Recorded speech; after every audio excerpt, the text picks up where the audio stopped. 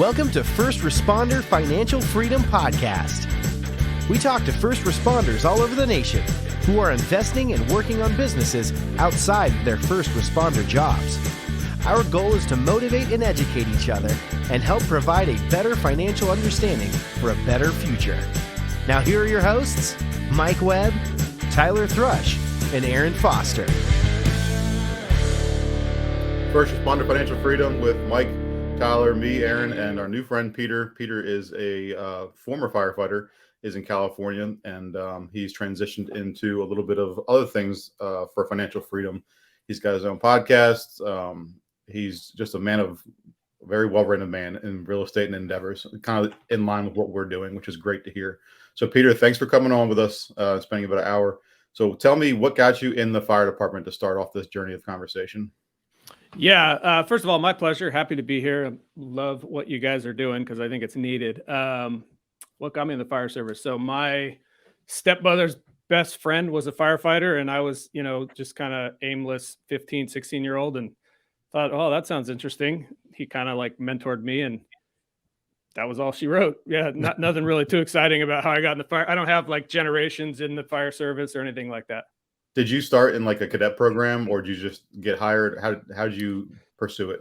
No, so I'm originally from I'm in California. I grew up in San Diego County. So the California Fire Service, I don't know what the rest of the country is. It's pretty competitive, pretty hard to get in. So went the EMT route, did some reserve volunteer fire time at a small department down there. Then went to paramedic school, worked on an ambulance for a few years, and then built relationships with the fire department where I was a paramedic, and that's who hired me. So I never really was that. I was never that kid who was like jumping up and down every time a fire engine drove by and all I wanted to do was be a fireman. That wasn't really me. I love the fire service. I mean, it provided a ton of things for me and my family, but I wasn't that guy. That's one of the things I like about the fire department is that it opens up a lot of doors for you, like the freedom of time. It gets you some money in your pocket, and kind of like this is a firm foundation to start on, and then guys will start branching out and getting into other things. So I think you said before the podcast, you did about 19 and a half years, give or take. Yep. I got hired in early 2000s, and I think August of 2021 was is when I retired. I technically didn't retire because I'm not of retirement age, so I essentially quit. So. Well, was your retirement 20 years or 25? No, we're in PERS to max out. You got to do roughly 30 years and be 55. So I left and essentially gave up probably 50% of what I could have had in the pension if I stayed the full time. So my department is kind of interesting. So I've been talking to a couple of buddies who have left or are leaving or planning on leaving. And we get 2.5% a year, but if we leave before our 25 years in my tier, then we lose our medical and our cost of living allowance raise every year. Oh, but you still get that set fee of a percentage of 2.5% a year up until the time you retire. So a lot of guys don't ever look into their retirement system whatsoever. They have no idea what they're making per year if they leave early, what they'll get dinged with. We were just talking about insurance. Is the department going to cover, or the city going to cover your insurance? You have to cover your own. Like, there's a lot of fees that a lot of guys don't know about once they leave the department, and it's kind of a kick in the butt to focus on what's your future going to look like with these added expenses, and you don't have the overtime and the extra income and the full 100% of your income coming in. So I know you're kind of in touch with that. Yeah. So that's kind of weird that they penalize you. One, we don't get retiring medical at our department, so that's not even an issue, but we definitely get a percentage. Ours is 3% at 55, but if you leave before 55, it tiers down. I think the highest it is like 2.4 or something. I'm not a super adept, astute on it, but I think the bigger conversation here is I sometimes think that pension hurts people because it makes you stick around, and it kind of limits your opportunity. Because the second I left the fire department, not the second, but once I left the fire department and I kind of, broke out of the fog. Have you ever seen Lord of the Rings? And there's those horse people where they have that king and he's like being ruled by the evil guy or something, and he's literally like covered in cobwebs. that's how I felt at the fire department when I was trying to do too many things, right? So the second I left the fire department, you could just see opportunity. Like my business did better. I identified other things, and all the stuff I was worried about, like how much of the pension I'm giving up, what percentage here, what the medical insurance, like it started to matter less. And I think sometimes that pension is like some handcuffs on some people sometimes. It's funny. I was just at a mastermind last week, and one of the attendees left the fire service, and he basically had his chart of, when he started to where they're at right now, and the hockey stick growth that occurred whenever they left the fire service. It was just, it was indisputable. It was just amazing. And that's basically what he said, is like, we're sitting here worried about, 2.3% versus 3%. Like, who gives a shit, right? Yep. Because you have so much basically opportunity that the golden handcuffs, you might be getting your pension, but you're not worried about maximizing every red cent out of it at that point, because you have so much other beneficial interest in stuff that you can actually now take advantage of to its full extent. Whereas before you're trying to juggle everything. So, yeah. So what I was just gonna say, the guys are like, what are you going to do? The pension this, the pension that. And I'm like, if I need that pension when I hit retirement age, something went really wrong and I deserve to be in trouble. Right. Like that's the whole idea of leaving is, unlocking opportunity. For me, leaving was a big deal. Like, I don't know what you guys tell yourself. It sounds like some of you have kids. I have 3 girls still in school at home, which was a little scary.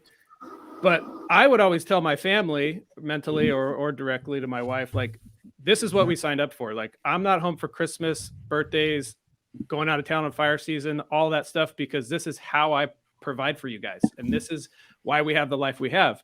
Well, it started to turn into a lie, because once I replaced my income and I had business and real estate and other things were going well, it just simply wasn't true. And then I was put in a spot where, okay, this isn't true anymore. Like, I can't be a fireman forever. We're all going to retire eventually. Your body's going to give out, or you just get too old. Where am I going to go? And the choice was clear. Like, the business, the real estate, that's my future. And that's when I eventually pulled the plug. There's a couple of guys in the job that I've worked with and friends of mine over the years who they work until they're like 60 some odd years old. And this might be an East Coast thing where guys just work until the day they die. And I'm like, bro, like, your bodies are shot. Like, your knees are shot, your hips, your back, your shoulders. Like, just at some point, do you realize what's the quality of your life? Like, I get it. I really enjoy the fire department. I have a lot of fun there. But like, I don't want to die in the firehouse. I want to enjoy the fruits of my labor and enjoy my career in the afterlife after the fire service. So, to all you guys who are listening with the contracts, with the unions and stuff like that, just pay attention. Is 2%, is 2% worth it to you to focus all your time, energy, and effort into negotiating, where you can put the same amount of effort into something else like real estate or owning your own business or property management or electrical, roofing, whatever your niche might be, where you can make 10x that and, not have the same capacity and bandwidth into 2% growth. There's nothing wrong with it. It's just like Peter had just said, is that if at the end of your career, you have to depend on your pension, and with the places like, DC or California where Peter is, those costs of living goes up significantly. 10% increase for inflation. That's a lie. Like, it's 20, 30%. Like, can your pension keep up with that kind of inflation? Like, we're capped at 3% inflation with our COLAs when I retire. So will 3% catch up with inflationary periods like we have right now? Who knows? Like, who knows? But at the same time, like, I don't want to have to worry about the government.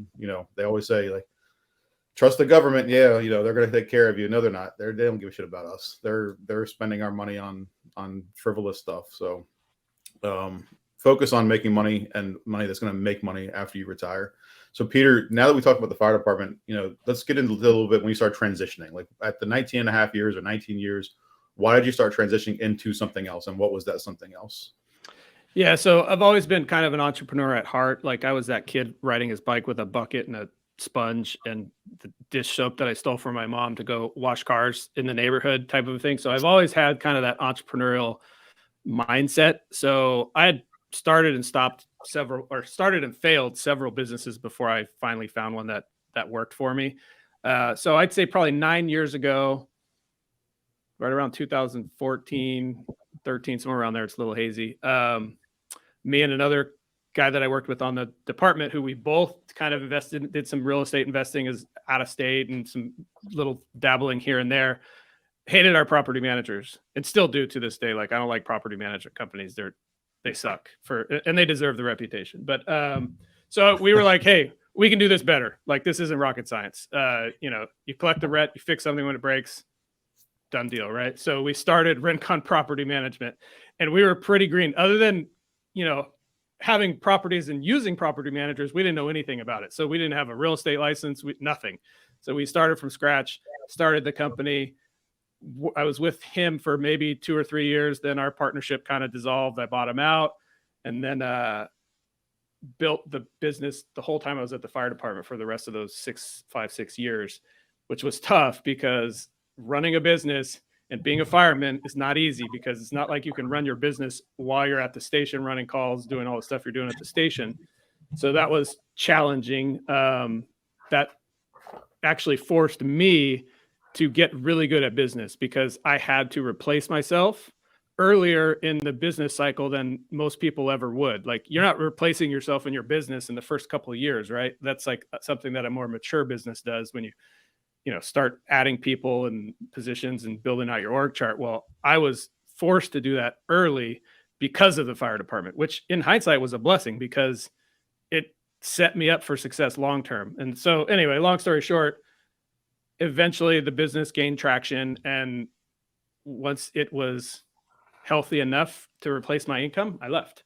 The problem with the way I did it is I didn't leave soon enough. Like, I had replaced my income probably 2.5 years before I left, which arguably, like, $1 of business income and $1 of government salary are not the same, because the government salary is pretty stable and pretty guaranteed, barring you getting hurt or something. But where $1 of business income, it could go up or down, and there's no guarantees. So I waited until I was comfortable. But to be honest, I was fearful, and I had a lot of mindset issues that I needed to work through before I pulled the plug and said, okay, I'm here, and now it's time for me to go. So I don't know if that answers your question or not, but it does. So that's a good point, Mike. So Mike yesterday posted something, and I don't want to step on Mike too much. Mike posted something yesterday where there was a trash company for sale in Maryland for $2.5 million.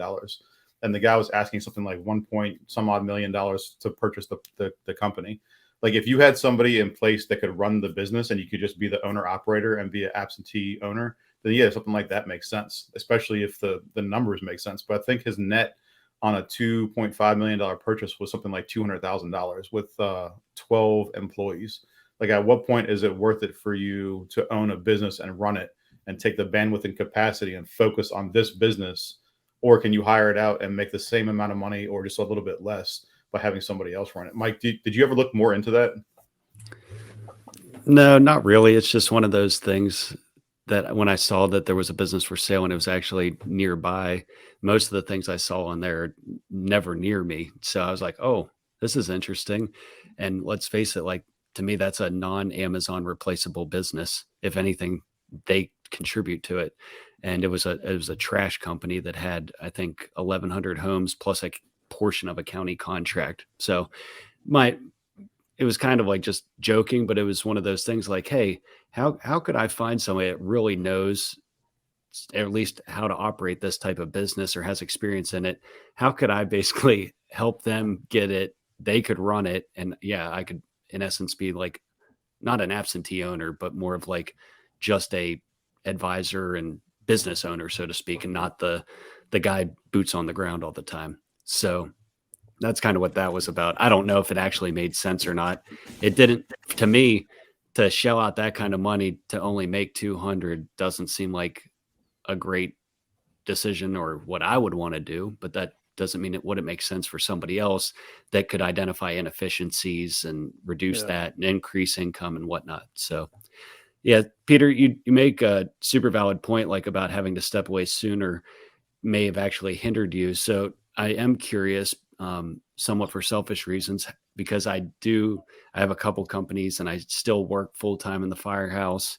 And sometimes trying to manage that stuff is a challenge. And several years ago, my business basically fell flat on its face due to a change in my work schedule. I went from working shift work to a Monday through Friday office setting, and it basically pulled the plug on my business in no certain terms. The second time it happened to me, my business did not suffer, and I would argue it actually thrived whenever my schedule changed, because I had learned from that first time and basically set up some systems and processes. And I had 2 full-time VAs, and they were doing a lot of the, well, I don't want to say busy work because that's sounds a little derogatory towards them, but like they were doing a lot of the minutia that it needs done, that is time consuming, that you just couldn't get to. So it left me to only have to handle the stuff that I personally had to address, which oftentimes I could handle in, my truck ride home or whatever on a lunch break or something. So can you just maybe shed some light on what was your first hire? How come? What did that look like? Yeah. So first off, that was my biggest fear, was getting put on a 40-hour week and having a real problem in my business. Right. I can tell you it's not a party, yeah, but it's doable. Yeah. So I'm a big fan of listening to people who know more than I do. Like, I mean, I'm a dumb fireman, right? Like we're all pretty much similar, which is a little bit of stereotype, but you guys are medics. You're smart. Accurate. Yeah. The way I handled it was I needed someone to replace me when I'm at the fire department. Well, good luck trying to hire someone that's willing to work for free and put all these hours in and not get compensated, right? Because when you're a struggling business, you can't pay a 6-figure salary to replace yourself 2 days a week or 3 days a week. So there's a guy, I forget his name, Tim something. He has a company called Great Assistant, and I watched a podcast or something with him on it. And he basically, this was way pre-COVID, so remote work wasn't even like a thing, or it wasn't as popular as it is now. So his thing was, look, I take really experienced people who've been in their roles in their industries for a long time, who are sick and tired of going to work every day or wherever. They work remotely. So he was a little bit ahead of his time. And he supplies these people for businesses that are doing well or potentially doing well. I was the anomaly because I was trying to replace myself for like a discount, essentially, which, by the way, now I'm a big believer in remote. Half of our staff is overseas and remote. So kudos on that.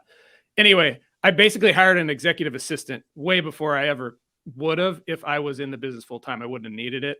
So that executive assistant and this consultant guy who sourced her for me puts a structure in place on how to like efficiently replace yourself, like how to teach your assistant to make decisions like you make decisions, how to offload things off your plate that frankly, I just had no idea. I wouldn't know where to start if I was just trying to figure it out on my own. So by using people and consultants and other people's knowledge, I was able to leverage what they had and apply it in my business. So that was my first hire. And then from there, I was in masterminds. I networked. I took the best practices in the industry and just did them. Like one of my strengths is I'm not afraid to act, right? Like I'll take action. If it makes sense to me and I've done my homework, I'm pulling the plug and moving forward, which, has worked out a lot for me. It's also caused things to fail before, right? It's not always foolproof, but that's how that was my first hire. That's how I kind of replaced myself. Go ahead. So you miss 100% of the swings you don't take, right? That's the bottom line. So I got a couple questions to break a couple pieces of that apart. So, how did you find somebody to work remotely? Like, how did you kind of weed through the people to find a VA?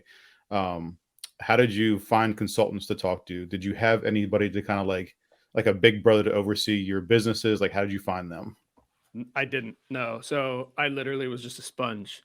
Bootstrap. Like, okay, we're going to be in this property management business. I'm going to just get on the internet, find anything I can, look around, listen to podcasts, read books, masterminds, networking, all of that. And eventually, obviously, you make connections. I never had like a mentor who was successful in the space already, who just gave me the playbook. That didn't happen. We just kind of figured it out, bootstrapped it. It'd be nice, it'd be nice to find somebody who's already in the space, who's like, okay, here's your playbook.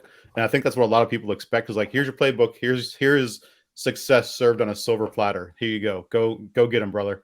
And it's like, that's not how it works. And I think a lot of people, they don't realize they have to take the lumps and the bumps and get jabbed a couple times, get knocked down in order to like succeed. But you're not going to really taste success until you've tasted some failure. So you're not going to appreciate, the steak until you've had the burger.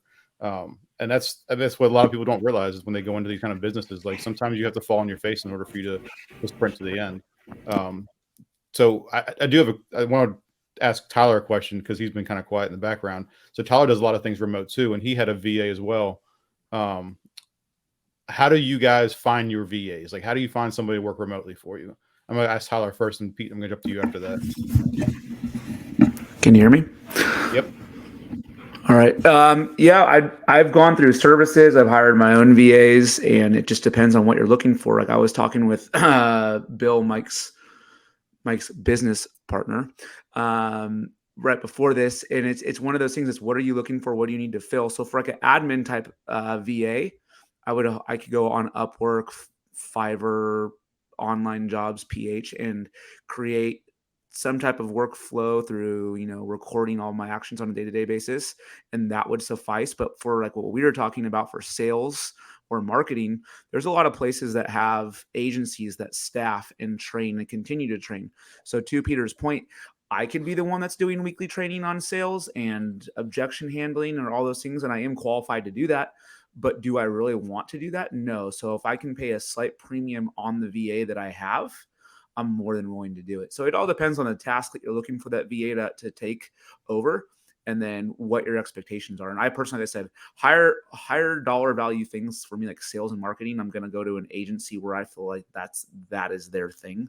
Admin tasks that I can just train them via Loom, things like that, I'll use, like I said, Online Jobs, PH, or Upwork. And what you guys were talking about earlier too, about the whole silver platter, the reason you could give, I guarantee we could give somebody a playbook right now on exactly what you are doing, and 99% of them won't do anything with it because there's no buy-in. You are successful because you are willing to fail, because you have failed and you're continuing to push forward. A lot of the people that complain about the paid masterminds, I look at it, hey, this is what I'm paying right now to take this seriously. If I were to pay you $1, I could just throw it away. If I were to pay you $5,000, you bet you have my attention. Yeah, I was going to mention that about the masterminds when Aaron was saying like nobody shows you step by step on a silver platter. But I would say to some extent, depending on what you're doing, like if you want to learn how to build a wholesaling business, there are absolutely rooms that you could pay to get into and take your learning curve and cut it down significantly. But a lot of that is going to be dictated by your actions or lack thereof. And that's with anything, wholesaling, property management, fire department. I mean, how many rookies did you sit there and say, this is how you be a good rookie? You do this, you do that, you volunteer. Like, if it sucks, get in front of the line. If it's really good, get in the back of the line. And how many of them just can't help themselves when they just have to, talk, want to fit in and just make all the fatal flaws, even after you told them like, do this and don't do that. It's the same thing. So, yeah.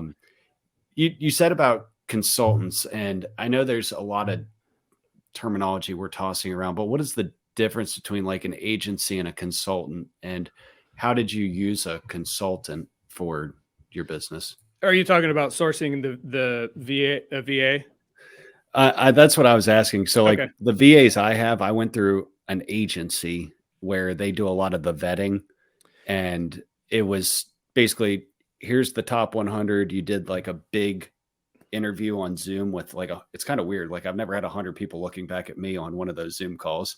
And then it just goes like 100. And then like a little bit later, it's down to 20, and then it's down to like 10, and then final like one-on-one interviews.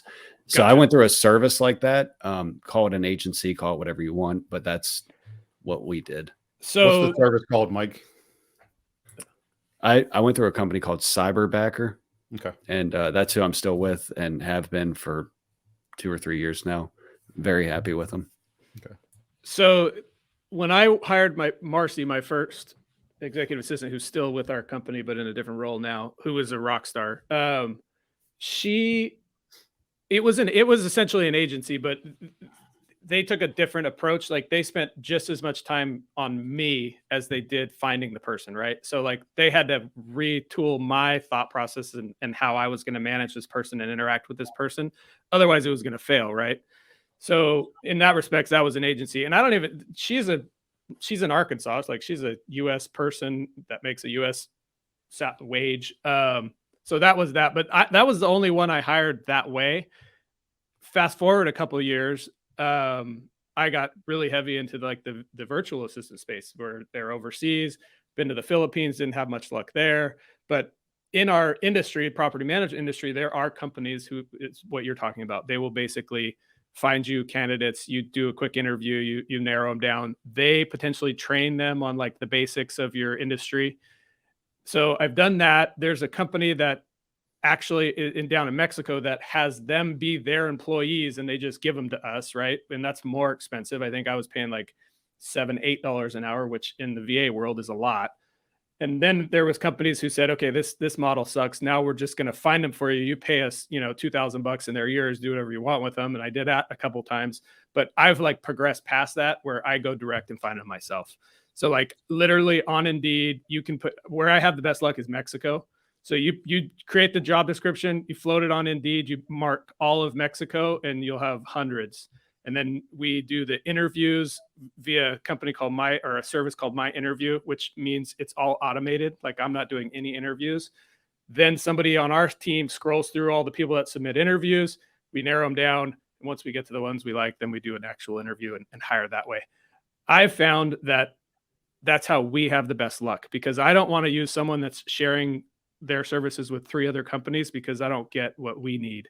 Like ultimately I want control over everything related to the work they're doing, the whole picture. So the people in Mexico I found are highly educated. In fact, we did a job posting the other day for a podcast producer and I was shocked at what we got back. Like we got back producer type people for like Mexican television stations. And I stopped putting salary on some of the postings and I'll just put, what are your salary requirements? And I was blown away. Like we're talking professional people with at a minimum bachelor's, but usually master's degrees in the AV TV world that are telling me that their salary requirement is $1,000 a month. I was just like, there's a lot of preconceived notions of like other countries' education. If you've never traveled, once you start traveling and meeting some of these people, you realize there's some smart people out there. They just need a chance and want a chance to kind of better themselves and put themselves in front of the right position. I'm glad you brought that up because I've had the same experience. Like I've gone all over the world. I've driven cross countries in a dozen countries, and the people I've met, I'm like, wow, like I could learn something from him. I remember one guy I met in Tanzania who was doing import and export, and I was like, this is kind of genius. This guy's a multimillionaire. I'm just sitting on a plane next to him. Let's chat it up. So one of my goals was to import something. And I'm getting a mini excavator here in a month, which was one of my goals. I want to try importing something from another country because the guy had sparked an interest in me, 15, 20 years ago. God, I'm getting old. That was a long time ago. Shit. Let's talk about some other stuff. So I want to you've done the property management. You've been doing that. We can either get deeper into that, or we can talk about the general contracting that you were doing too. Where do you want to go with this? I'll just give you like how it all kind of came about. So yeah, it all started with investing in real estate, right? Like I like to invest in real estate. I don't own a real estate investing business. Like that's not my business. I always have my eyes open. Like I don't know exactly your guys' background, but I think I've listened to a couple of podcasts that you may have actual businesses that invest in real estate. Is that accurate? Correct. Okay. So that's different than someone who just likes to invest in real estate. Like I just like to invest in real estate, but I don't actively do it with systems and processes and making X amount of offers and lead generation and all that. My business is property management, which is in real estate, right? Which it provides deal flow for me for sure. But that's where my passion is, right? I mean, in the way I look at it is this: in real estate, everybody wants an off-market deal that you can add value to, that's a fixer-upper, that you can get a bargain on. Business is no different.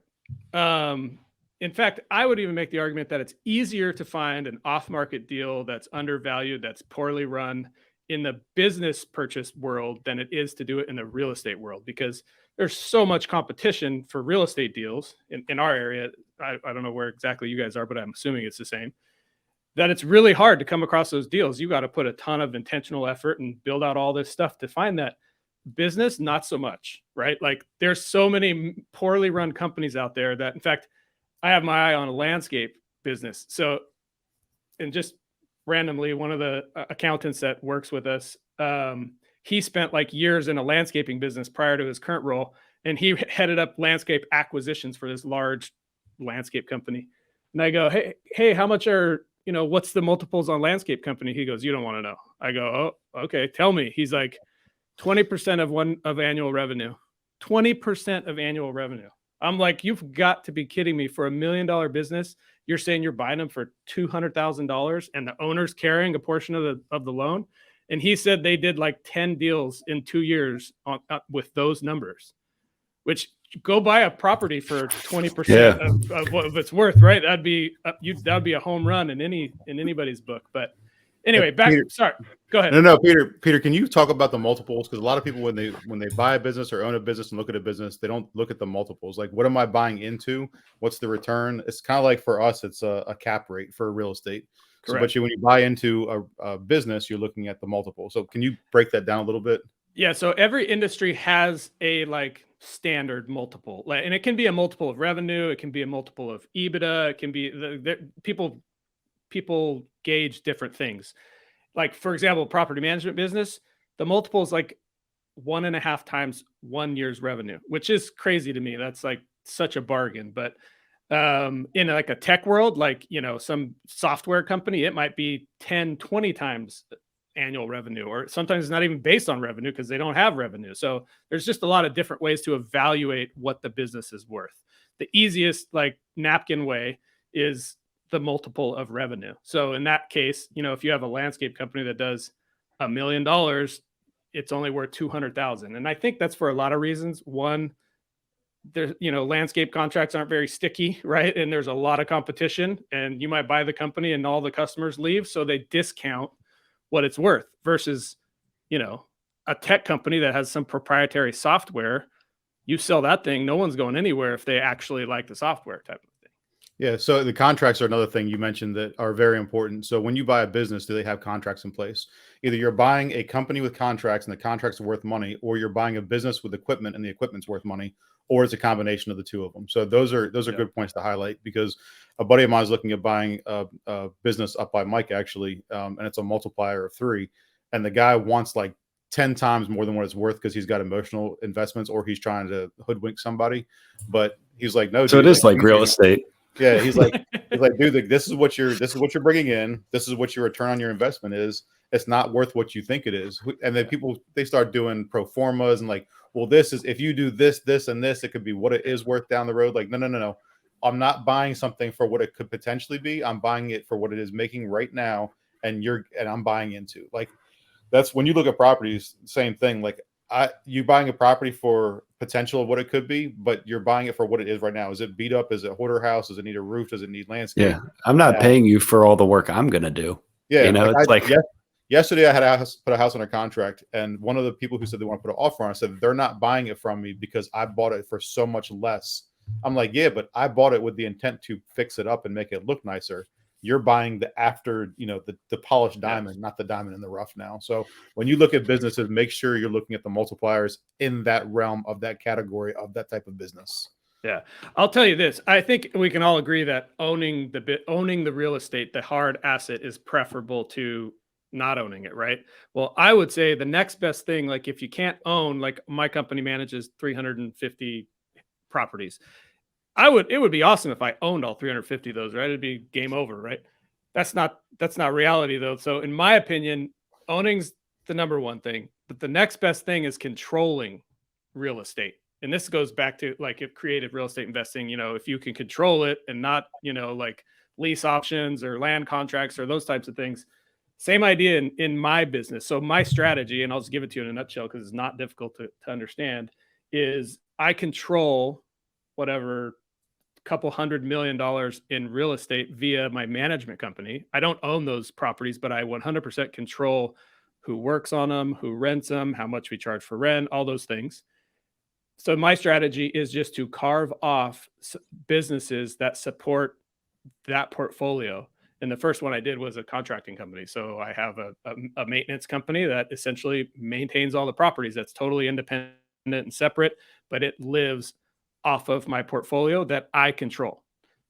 Next companies I'm going to spin off is probably a landscape company, plumbing, HVAC, like all the trades that go into this is my goal to eventually own all of those. That way, if they don't show up, you have yourself to blame, right? Yeah, which I'm way better at. I mean, construction guys are the worst, right? Like they're flaky, they're hard to deal with. They have their reputation for a reason. It's not rocket science managing those businesses. And I'm no expert in business, but like just from the year and a half I've had the contracting company, like it's not rocket science. It's shocking to me how bad a lot of contractors run their businesses. In fact, it's actually really mind-numbing. Yeah. The ones that are good at it end up with these corporations that are building hospitals and big businesses, but distribution facilities. That's the thing around us. So just to make sure I understand this. So you have Rincon Management, and then you're basically making spin-off businesses underneath that. So the general contracting company then bills Rincon bills the owner. So do they have to basically exclusively agree to your subcontractor? So Rincon says like, hey, we only use Rincon Landscaping. Is that how that would work? No. So in California, there's a thing, the real estate commission, the DRE is very strict with like no hidden profits and you have to disclose everything. So I make a disclosure to my management clients that, hey, I own this business and it's for profit and I have a benefit if we use this. But it's really difficult for my contracting company to capture all of the trades, right? Like there's so many specialized trades out there. For me to bring all of that in-house I don't want to say it's impossible, but it would be a lot feasible. Yeah. Yeah. So I capture what I can, but again, I control it. I do my fiduciary obligation to my client, which is tell them, hey, this is my company. We're going to use it. If they said, hey, I don't ever want you to use that your own company, I would probably fire them because that would clearly mean they don't trust me. And if they don't trust me, then I shouldn't be managing their property. But the way I sell it to my clients is this is a benefit and an asset to them because we control the process. We're accountable. It's turnkey. They're calling you to manage it for a reason, right? Yeah. And realistically, I never said price gouge the client. I'm just saying like your rates need to be somewhat in line with market, I would think, or else, it's going to be cost prohibitive. And that's not the goal because then they're going to leave you long-term whenever they don't make money. But if you can sit there and basically, and I just had this conversation with a guy, he's been like in the lawn care space and he's kind of like taking it one step further this year and like kind of like getting it a little more formalized, we'll call it like LLC and, contracts and so on and so forth. And I said, dude, go out and get yourself basically set up so you identify your ideal client. Don't try and be everything to everybody, and get them set up on a subscription-based model. Like, because these are the people that want their lawn taken care of, edged, fall cleanup, spring cleanup, fertilized, overseeded, all that stuff, and then offer other services that maybe you don't control or do, but maybe your buddy has a pressure washing business and you say, hey, as a part of with your spring cleanup, we can offer you pressure washing your house for $500 or whatever it is. And basically work it out so you get a referral fee. So you have all these different like streams of income versus your butt isn't on the mower cutting grass, you're not making money. Where this basically turns that business into like multiple streams of income instead of just one stream of income where it's you mowing. And if you're not mowing, you're not making money. This is kind of like trying to plant the seed. Like, hey man, like, are you trying to build a business or are you trying to get another job?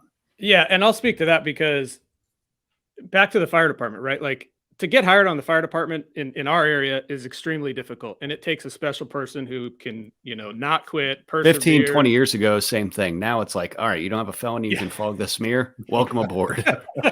We're not quite that bad yet, but we're getting there. But anyhow, I tell the guys, like, if you got hired on the fire department, you can absolutely run a business. You just have to attack it with the same conviction that you did getting on the fire department. And, that's mostly type A guys, and they know how to, follow systems and checklists and weekly checks and monthly checks and all the nonsense that the fire department has you do. Some of them better than others, but yes.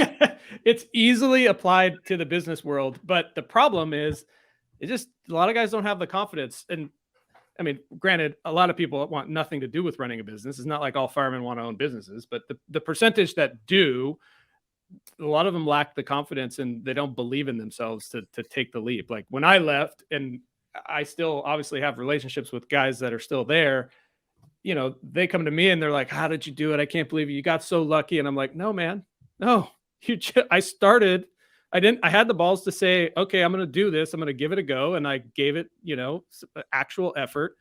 And that's all. And I started a property management business, the most unsexy, boring business in the world, right? Like people were telling me this is a terrible idea, which goes back to, I don't care what business you could clean toilets or build spaceships. Like business is business. You just have to be able to get in there and figure it out and figure out how to execute the same or better than someone else. Because there's so many people who do it poorly. And what's the supply and demand on the business you're offering too? Like, so to Mike's talking about the landscaping earlier, like I live in by University of Maryland. So like in a blue collar area, you're not gonna get hired to do landscaping very often. But if you can find the landlords who need the lawn maintained so they don't get fined by the city, then you have your niche. Or if you're in a higher dollar area where they need to have, they're not going to go out there and cut their own lawn on the weekends. Like those are the kind of people you want to target. So what's the supply and demand? Obviously, property management and general contracting is a supply and demand across the country, across the board, everywhere. So like you got into a market where people need your services. Like to Mike's point is, it's not an Amazon replaceable business. And I always like when he says that because I'm like, that's good to put it in perspective. Well, so one of the reasons I'm doing the strategy I'm doing is because traditional property management, there are external threats. Like there's a ton of venture capital, prop tech money flowing into the space that are trying to crack the nut of manage your property on your own well. Like there's plenty of people who manage their own property. Most of them don't do it very well, but that's a threat to my business. And I'm very like protectionist mindset. Like I don't want to go backwards. Like I left my safety net, the fire department. Like if my business goes bankrupt, it's going to be a problem. So part of my strategy is to diversify into Amazon proof businesses, right? Amazon's not figuring out how to swing a hammer, nor any tech company. That's where the opportunity lies in my mind, right? And I'm not smart enough to go be Bill Gates or Jeff Bezos, right? Like I'm doing simple business stuff here. So it'd probably be easier to start Amazon than to hire a bunch of contractors that did their job. Or weren't drunk. Yeah. So, well, we can all agree the best way to make $1 million in real estate is to become a decent contractor. So, Peter, I guess a couple things we want to get into is the podcast that you started and basically what that looks like. And one of the questions I was going to ask about, okay, so you mustered up the courage, you left the job, and that had to be quite the decision because for me, 19.78 years of service, I would only had to stick it out about 0.2 more months, So I think I probably would have done that. However, your scenario, it sounds like it was a little bit different. What is the bad part about leaving the job? Since you've left and you've kind of seen the other side of the coin, if you will, what is the part that either you weren't prepared for or you don't like?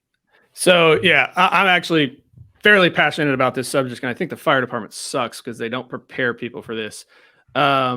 So, and by the way, like I didn't walk away, like I'm vested. I still get all those service credits. Like, I don't know what the difference is. If you hit the 20, would you like max out at 20 or would it go away? I think so.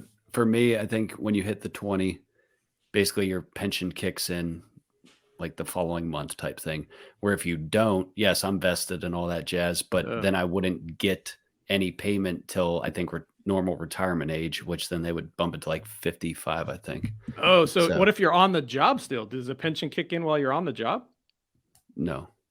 No, but your percentage changes. Gotcha. So like what Aaron was saying, like they, give you this much and then another year they give you another 1% or 2%. And like just, they give you them little crack hits. So you keep coming back to the dealer type thing. Yep. So if I would have had to just wait a couple more months and then start collecting it, I probably would have waited too. But anyhow, so what was difficult about, I call it retiring. I mean, even though I'm not technically getting a pension, but yet the fire department doesn't teach you how to retire.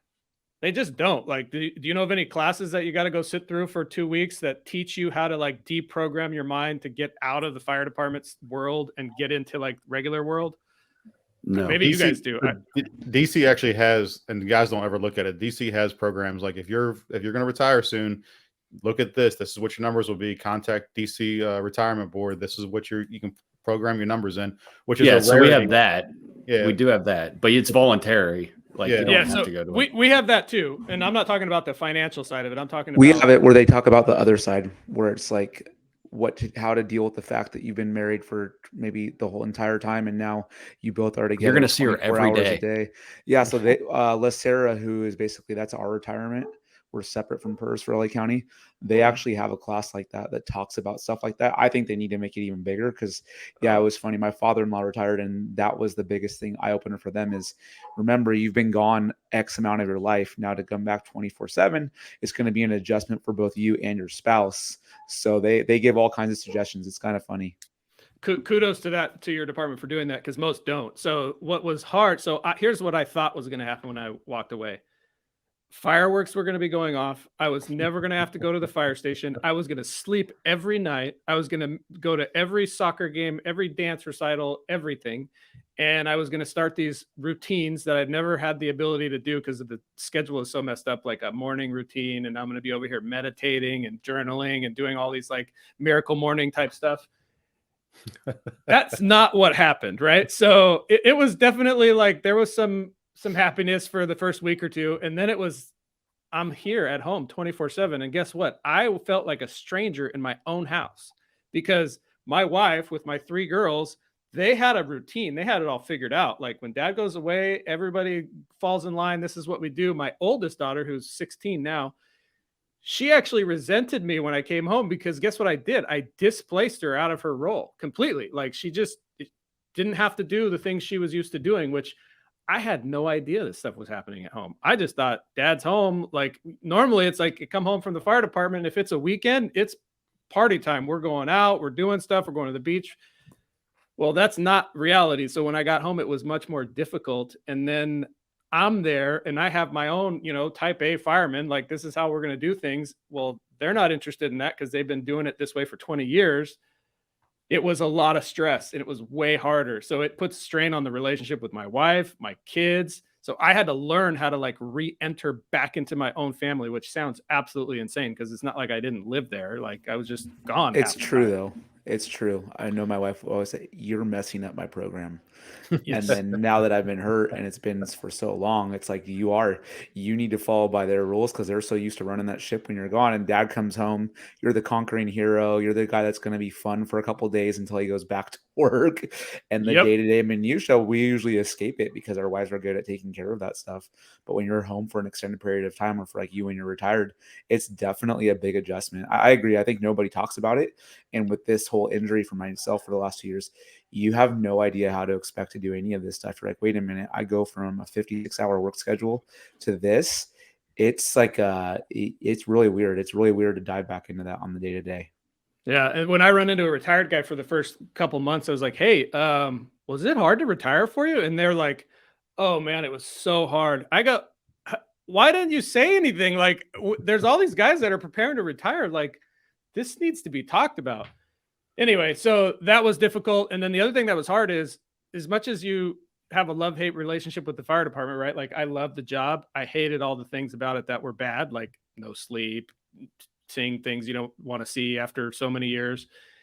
That all goes away. And like you literally are like taking 50% of your life and just chopping it off with a knife. And it's not the same. You can't just go hang out at the fire station. Like eventually it's going to be like awkward. Like, you got to go, man. Like you can't hang out here anymore, So it's like visiting your high school. Yeah.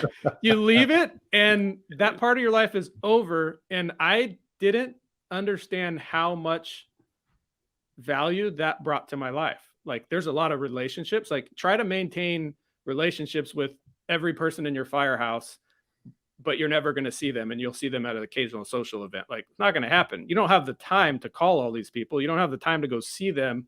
So that part was difficult too. So your social, I mean, the fire department is a built-in social network. Some people you don't want to socialize with, some people you do, some people you look forward to, some people you don't, but like, it's there. Like, you have a built-in social network there. Every third or fourth day, depending on where you work at, you're going to see people that you know and have conversations. And like, one of the things for me is I just announced that I'm having my first son.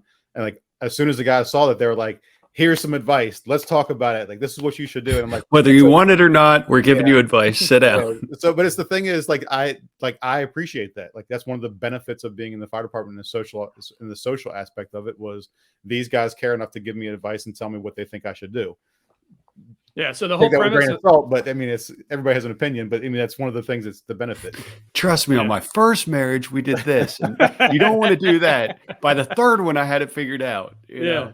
But so no, go ahead.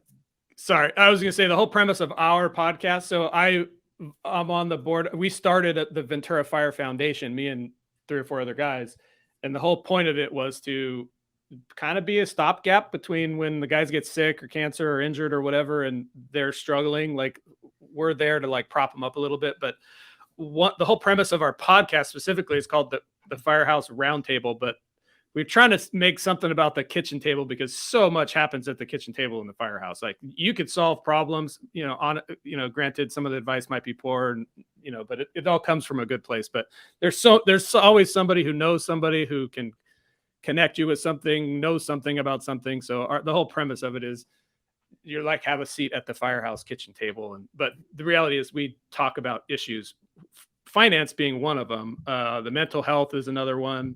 How to retire is another one. So, and then the other thing that I think is really cool about it is just documenting stories. Like, when I got hired on the fire department, there were a couple generations before me that I never met, but I knew the stories, right? Because the stories have been floating around. So what we are trying to do is, the guys that are still alive, go back and capture those guys and get them on the podcast. And like, okay, I've heard this story 100 times. Let's hear it. And just document it for posterity. So anyway, that's our podcast and why we're doing it. So which podcast is that one? Because you have 2. You have the Accidental Landlord. You have the Firehouse Roundtable. I'm guessing that's the Firehouse Roundtable. That's the Firehouse Roundtable. Yeah. And that's put on by our foundation and talks about all fire department issues that we're trying to bring awareness to. And the Accidental Landlord. Go ahead. Sorry. No, I was just saying real quick. It's funny you say that. I think the older generation, all the older guys, they tell the best stories, man. I will say my generation and younger, we are the worst storytellers. It's like the 15-second version. But I had a battalion chief who I used to just love sitting there and listen. He would just know how to tell a story like nobody's business. That's cool you guys are doing that, because like I said, I think a lot of the younger guys, it's like the Instagram 15-second real version of what happened yesterday. Yeah, totally. My stories aren't very good because my memory, I feel like, gets worse every year. But I had a battalion chief, and we'd be sitting there like for lunch for a half hour, an hour, and he could recall, still can, every vivid detail, what day of the week it was, where the engine had been on the call before. And like, geez, Frank, how do you remember all this? Like, I was there. Are you sure? Oh yeah, you were doing this, you were wearing that, blah blah blah. I'm like, good, great. Yeah, you got a gift. Yeah, that's crazy. And part of it too is like to try to put our arm around some of the retired guys that are feeling some of the things we were talking about, like just to build up that community. Because literally once you leave, you're gone. And like, I see the guy, I'm at more fire department events because of the foundation does things, and it's just different. It's just not the same when you're there. Like, we had a guy pass away on, unfortunately, a young guy. And when we all went to the funeral, everybody was in uniform except me and the guy who just retired before me. And they had all the firemen from our department in the room, cornered off. And I'm looking at the other guy like, we go in there? Should we go in there? I don't know. Undercover division here, guys. Yeah. So we went in there. It was fine. But it just illustrated the difference of after you retire, it changes. And there's some struggles that go along with that. So. One thing I like about our department is that there's a couple of guys that head it up. We have a couple groups that do luncheons. So like once a month they host a luncheon. Like one's actually up by Mike, and another one's in Florida. So they advertise like, come to this location. This is where we're gonna do our monthly luncheon, and a bunch of the retired guys will come there and meet up. Yeah. And it's definitely a good old boy system where they just, shoot the shit and talk about the old days and, make fun of each other, kind of like being back in the firehouse. And I think it's good for morale and the camaraderie and the socializing aspect of it. Because we talk about this in the podcast a bunch of times. Once you leave the fire department or the police department or the military, your identity changes. And that can be a big kick in the psyche. So yeah, if you can keep the relationships going, it does make an impact in a positive sense, usually, for the guys once they leave. So my hat's off to you for doing that. I think it's a great, noble cause that you're doing. Yeah, thank you. So the accidental landlord, let's talk about that one too. So what's that podcast about? So it's about accidental landlords. So, I assume you guys are what I call like a professional investor or like an intentional investor. Like you're taking... That would be better. Intentional might be a better word than professional. You're taking a chunk of capital and intentionally deploying it for a return, versus the accidental landlord inherited grandma's house or is living here but gets job transferred and knows it's a good idea to rent his house out but has no idea anything about it. That is our client at our management company, because where we live, it's really expensive. It's $900,000 for a 3-bedroom, 2-bath ranch track house here. So you don't have investors running around trying to make that cash flow, right? It's virtually impossible for any acceptable return anyway. So the Accidental Landlord podcast is basically trying to level up that type of an investor and teach them how to do it a little bit better. And it's also a marketing tool for our management company. Gonna say, is that a good top of funnel for you guys? Is that basically that's the idea? I can't say it's like a raving success. Like it's a slog trying to build up listeners and get them more familiar. We're up to 7. You help me, I help you. Yeah. 3 of our moms and then 4 random people. Yeah. So when you said funneling a minute ago, it's actually Tyler said funneling. So it sounds like you use your property management to funnel work into the GC into the businesses you're trying to do. Do you then invert that funnel and make it like investing in other properties, or do you do that at all? I mean, like me personally? Yeah. So I always have my eyes open. Like I already, the advantage I have is I don't know them personally anymore, because as we get bigger, it's hard to like know every single client, but I know the properties that I have my eyes on, and I know the stories and the situations with the people who own them, which is an incredible advantage, right? Because I know when they're probably getting ready to tap out and sell, or how old they are, or whether they have kids, or all those things. So to answer your question, yes, I'm not going to represent that I'm here buying 3 houses a month or anything like that, though. Like it's not as common as you would think, because most of the times, especially when the real estate market was as hot as it was, no one in their right mind is going to give you a deal when they can just put it on the MLS and sell it in 2 days for $50,000 over asking price. But that's changing. Like the headwinds are changing in our area. I'm assuming in your guys' area as well, because a lot of the stuff is national.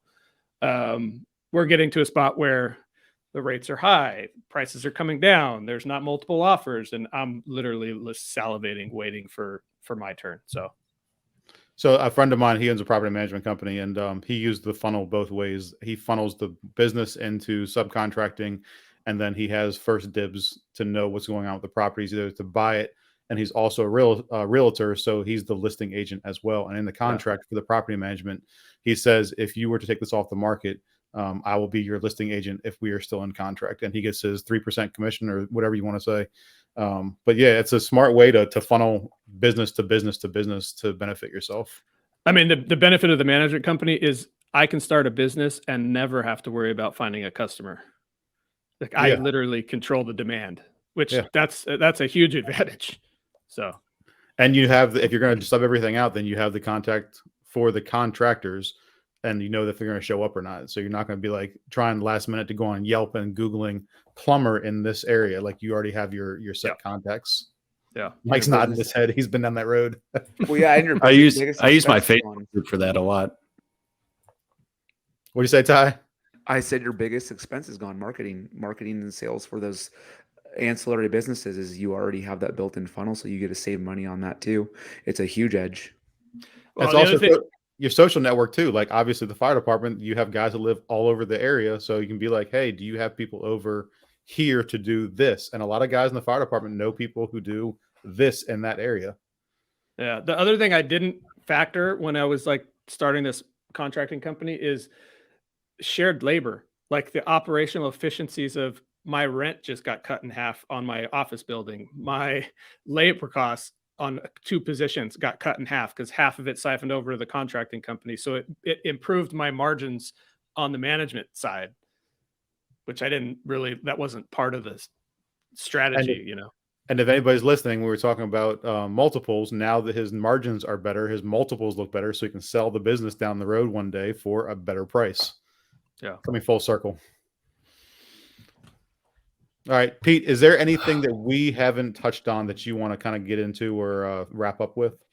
No, I think it's been great. I didn't really have an agenda coming in other than I wanted to help drive a little traction to the Firehouse Roundtable podcast. But other than that, I was just excited about it. I literally randomly came across your guys' Facebook group, I think, and started clicking around. And I was like, wait, what are these guys doing? Like a bunch of firemen, and they're all talking about financial freedom. I'm like, how come I didn't know about this sooner? Like, this is like my shtick with like our department. So I'm excited to just be on here talking about it. And well, it's encouraging to hear somebody found it organically, because a lot of the folks in it have been, 1 degree of separation that we knew, but it is cool. And, you just talking about leaving the fire department. This is one of those like passion projects, like frankly, don't make any money from it. Like that wasn't the intent, but like you said, it's needed about that retirement to like the next chapter of your life thing. I just think there's so much opportunity to share information because there's a lot of people like Peter who left his job and started a business. And there's a lot of guys that would probably love to do that, especially our friends in blue law enforcement.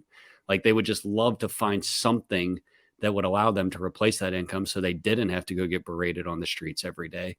And like, there's no reason with podcasts and Facebook groups and stuff like that you can't use it for something like this versus just worrying about, how fat Kim Kardashian's ass is or something. Like, don't waste your time with that. Like, so I don't know. There's a lot of people out there like you, and it's really cool to help kind of like connect everybody and share those experiences. So like, I got about earlier with that roadmap.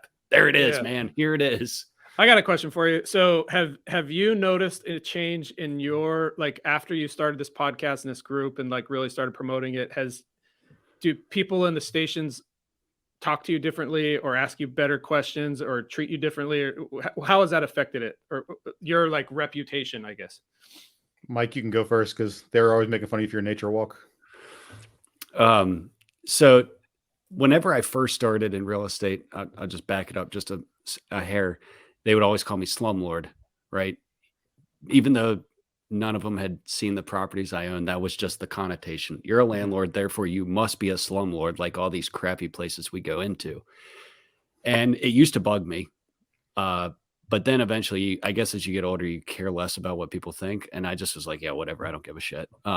So I used to keep the fire department life completely separate from my investing life until one day I just was like, you know what? Enough people ask me whenever they're not in a group, like, hey man, what's this you're doing? Or, hey, what's this? Like everybody wanted to know, but didn't want to like do it in front of the group. I was like, cool, I'm just going to mesh the two, hence the investing fireman account. And so I get people all the time asking me about real estate. Like I have a call next week about somebody, like investing 101 is what I call it. And we just set it up on Google Meet and we just talk. Right. So there's a lot of people that already were interested in it. Now I can't say anybody treats me different, like better or worse. Like I wasn't treated bad. But I think some people and I don't know how it is where you guys were or are, you just had to be careful. I think some people are like, oh, well, the fire department's your side job now, and this is your main job. And I'm like, well, this kind of goes with one of my things, like wherever you're at, be there. And like when I'm at work, but whenever I'm not, like, yeah, I'm trying to build something that's correct. And if you aren't cool with it, like, that's fine. Like, but I don't give a shit what you think either. So in a nutshell. Yeah. Tyler, didn't your battalion chief like pull you aside one day and was like, hey man, can you teach me about? Yeah, I thought it was because I was never in uniform, but yeah, it was. But yeah, he wanted to know about real estate investing. And it's funny, like I don't most of the guys know what I do, or they've always known what I've done as far as investing in mortgages go. But it's funny, you were just saying that. I don't even know how many of them actually listen to the show. I should probably send out a text message and say I'm missing about 10 reviews on our page. But yeah, I don't think anybody has changed. I think now it's interesting. I think bigger pockets and things like that have grown to the point where now other guys are talking about it just outside of me. I felt like I was always being questioned about it. So now when they do come, I noticed they're a lot more educated and their questions are more pointed now.